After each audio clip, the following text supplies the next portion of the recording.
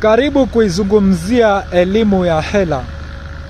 Katika masuala ya kifedha kuna makundi ya aina tatu ya watu. Kundi la kwanza tunaliita poor people. Poor people ni watu maskini, yani ni watu duni.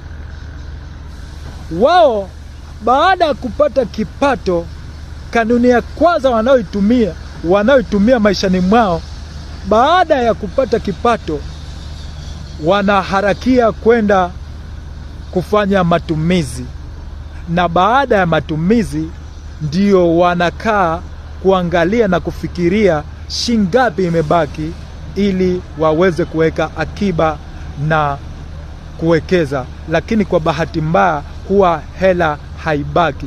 Tabia ya hela haibaki kwa sababu